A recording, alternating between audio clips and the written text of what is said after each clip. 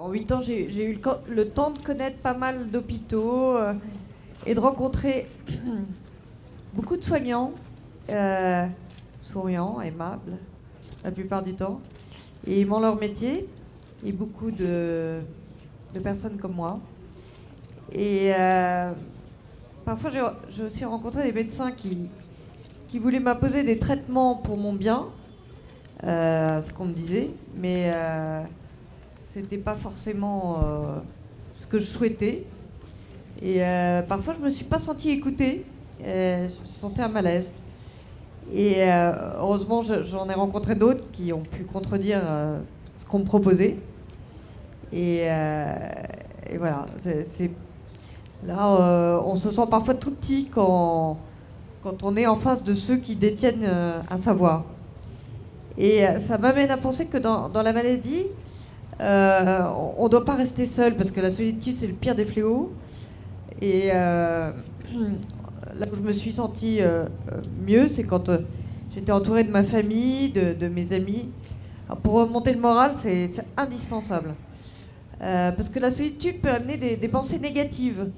Et ces pensées négatives peuvent aller jusqu'à nous faire souhaiter la mort. On y pense, oui.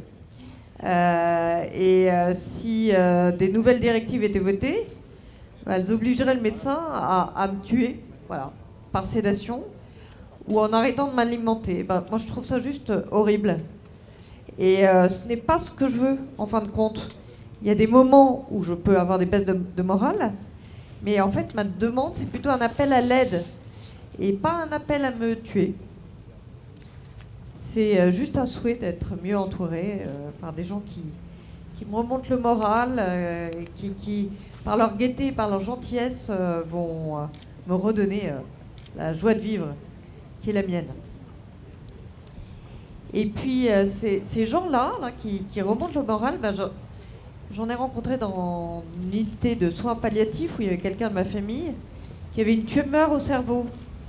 Et je peux dire que j'ai rarement vu au même endroit autant de personnes bienveillantes, tout un personnel soignant si attentif à soulager la douleur, mais aussi à parler avec douceur, à écouter, et puis à permettre à tout moment à des personnes de la famille d'être présentes jour et nuit avec cette personne qui s'en allait. Et ce qu'on demande, c'est vraiment de développer les unités palliatives comme celle-là. Tous les grands malades devraient pouvoir bénéficier des soins que cette personne de ma famille a reçus. Et pour finir, je voudrais effectivement attirer l'attention des parlementaires, mais aussi de chacun sur l'emploi des mots justes. Et on en a parlé là, il n'y a pas longtemps. Mais effectivement, je trouve que les mots employés dans les nouvelles directives qui risquent d'être votées, ces termes ne sont pas clairs.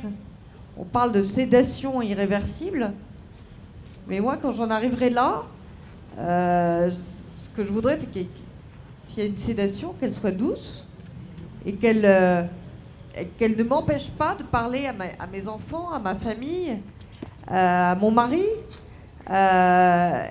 ou si je peux pas leur parler, au moins de sentir leurs mains dans la mienne. Et je parle pas que pour moi, hein.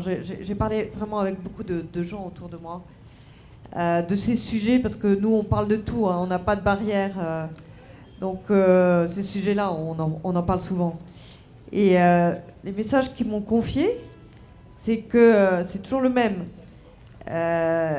Dis-leur que je veux mourir de façon naturelle, avec tout ce qui peut soulager la souffrance, et de ne pas aller trop loin. Je ne veux pas manquer ma mort. Voilà, merci de m'avoir écouté. J'espère que les parlementaires vont faire autant. Merci beaucoup.